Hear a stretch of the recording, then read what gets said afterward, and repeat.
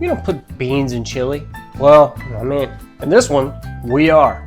So, watch and see. And the tale goes as such. Beans, beans, the magical fruit. The more you eat, the more you toot. The more you toot, the more better you feel. So you eat beans at every meal.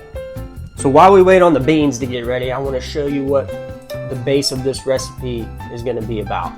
So we're going to start with I love kosher salt, that's what I'm using. Diced tomatoes is going to be in there. Now if you had 2 cans, I would definitely use 2 cans. Paprika, chili powder, ground cumin. Now I did add a little dash of Old Bay to the beans. I forgot to mention that. And I found those bay leaves. And cayenne, now that's just for heat. That's optional. And this pizza sauce, I know it's going to sound strange, but I didn't have tomato sauce. And there's tomato sauce and pizza sauce. So I'm going to use that in this recipe. And then some potatoes and onions, because again, those things are very, very cheap in comparison to things. Now I would have liked to have 2 pounds of ground beef, but I only had these 4 patties. Each of them are 1/4 pound, so we have about 1 pound of ground beef, so that's why we're going to lean on those beans for the protein. Are you tired of eating boring frozen meals? Well, get you a Bubba skillet and start watching some East Texas duct tape. One thing you can do while you're waiting on your beans, you know, just to get ahead of things, I went ahead and did my first sample batch of the ingredients I'm going to mix in with the chili and have it ready and just put it in a bowl on the side. That way, you know, when it's time to go, we're ready to roll. So anyway, I'm going to go ahead and cut these potatoes up. I had a friend of mine watching one of my videos told me this little trick. Should have known. Just use the back side of your knife. That way you're not dulling your knife. Like some of you Betty Crockers or Billy Crockers out there judging my knife skills. I'm a novice. I never said that I'm a chef. I'm not Gordon Ramsay. Potatoes there. Now we're going to cut this onion up. Cut bacon right here. It's thawing out. I might add just a little dab of that just for flavor. So I might add just a little more bacon in there. Give it some flavor. Give it a little East Texas spice. And if you don't have a trick to peeling onions like this, getting the skin off, please comment below, because I really am not talented at doing that.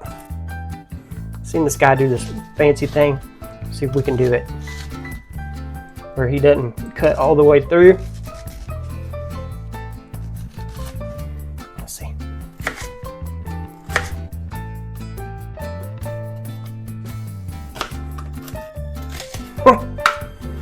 Well, we're gonna have some chunky onion, some water in the potatoes, and a little trick I learned from making homemade potatoes or homemade fries.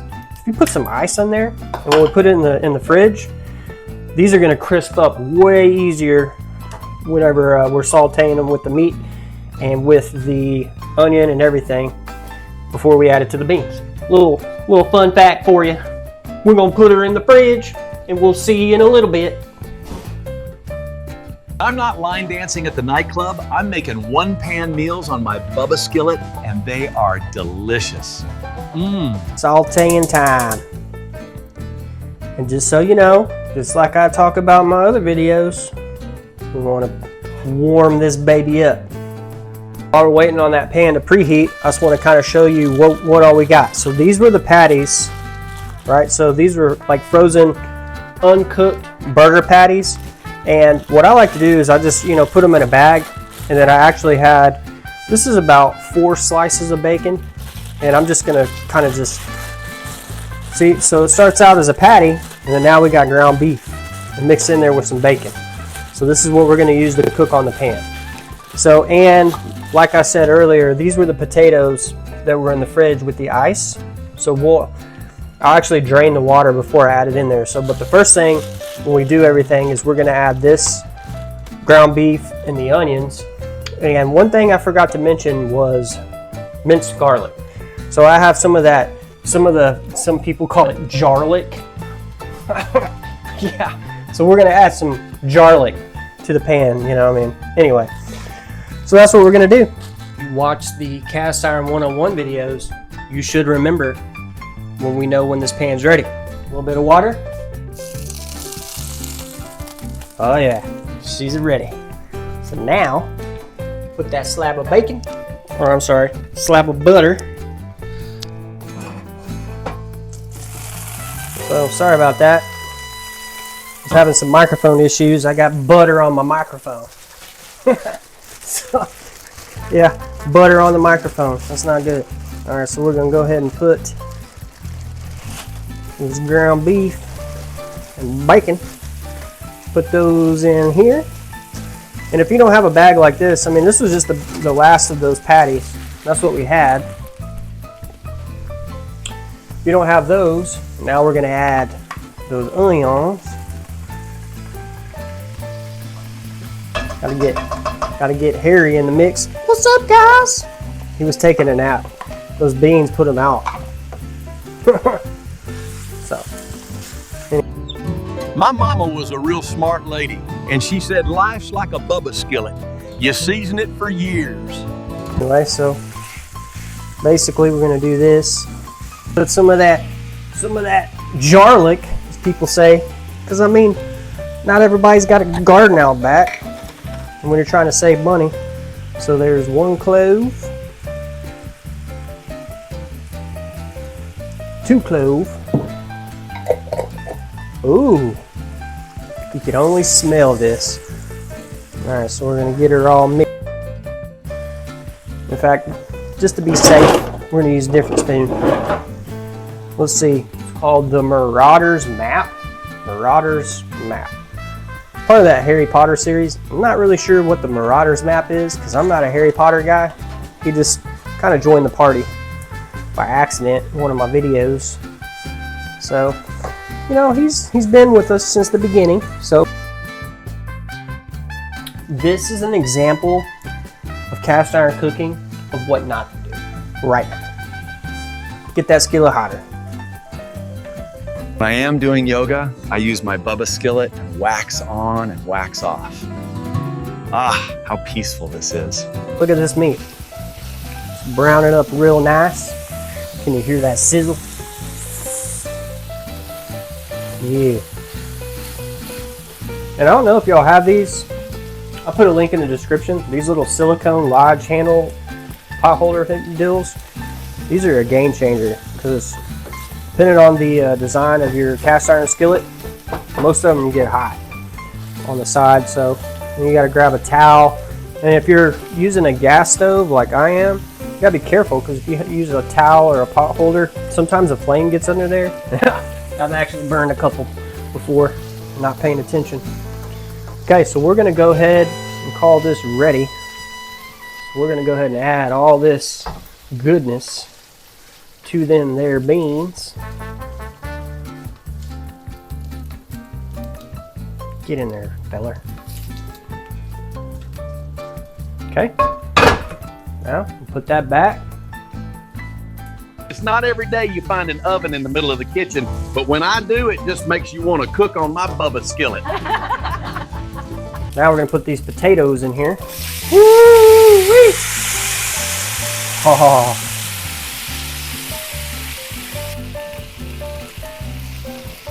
Give them a stir, Rooney. And this isn't, we're not trying to cook these all the way because again, they're going to cook in this pot. All that meat that we put in there. Bacon. Oh yeah, look at that. Sticking it up real nice. Tell me that won't stick to your ribs. Woo-woo. Alright, so meanwhile, back to the taters. Some of that oil in here, and we just want to kind of crisp these up just a little bit. That's why we cut them up and we diced them. We only did 2 because again, learned from last time not to use too many. Cooking these potatoes, like I said on my recipe, we're using these mild diced tomatoes. You can use like regular diced tomatoes, but this is kind of like a Rotel knockoff. So it's got those green tomatoes in there, so it's going to give it a little extra spice. And you know, when I made my little mix with added some cayenne. I did a little less cayenne since I am using those spicy tomatoes. And then this is our alternative to tomato sauce because we didn't have any. So basically this recipe normally calls for about 2 8-ounce cups or 2 8 ounces, and this whole jar is 23 ounces, so I would say we're a little short under that, but we don't want this to go to waste. I mean, why waste it? So we'll start. Oh, make sure you clean up after yourself, children. Like I said, mommy, or actually I didn't even tell y'all, so my wife's out of town. That's why I've been restoring my cast. Oh no, she's a sticking. I need to turn the heat down. Turn the heat down. We got a disaster in the kitchen. Well, not quite. It's too focused on talking about the tomatoes and the pizza sauce. But anyway, so like I said, you know, you want to brown these potatoes. We're just trying to get them waking up because they're going to stir good in here. So you can start to see that pizza sauce. It's got, I mean, you've had pizza sauce before. It's got like a little sweetness to it. So I mean, by the time we add that all in here, it's going to be fantastic. Okay, so the other thing, I went ahead and did all my seasonings separate, and I'll put a link, or not a link, but I'll put it in the description what I ended up doing with all the seasonings. But basically I got them together. I did them early because I don't want to deal with it. So when everything's ready, ooh, look at that. So we're doing that. Oops. Get back in there, fella.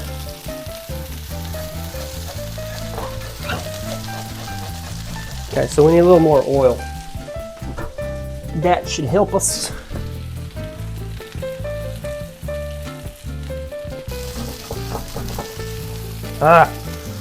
The idea is to keep everything in the pan, just so you know.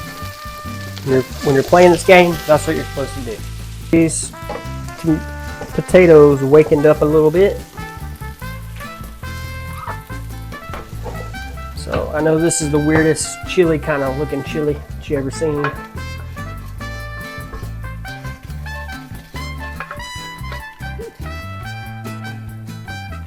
Oh yeah, see all that? That's gonna be fun to clean right there. I'm gonna mix all this in. Potatoes and all. Bet you never seen a potato version of chili. But again, we added extra beans and we did potatoes because I'm trying to stretch this whole meal because I only had 1 pound of actual ground beef. So I'm trying to make it feel hearty, like a southern dish. But you can see all that. Look at that. Just phenomenal. Okay, well right now we're gonna go ahead and I'm gonna just kind of let all this hang out together. And then I gotta clean this guy. I gotta clean this fella. And I don't think you want to watch me do that, do you? Or do you? Thank you for tuning in. Now, oh, look at that juiciness. Look at this delicious chili right here. Cut that burner off. We're gonna go ahead and just look at that. Put that in here like a so. And then take a little bite.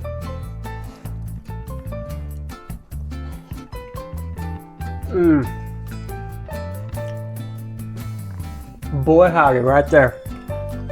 You like wolf chili? Like that canned chili? Nah. Wow, you can taste all those flavors. Like chili powder, oregano, or no, not oregano. Chili powder, cumin. Everything. Only thing it's missing is a bag of chili cheese Fritos.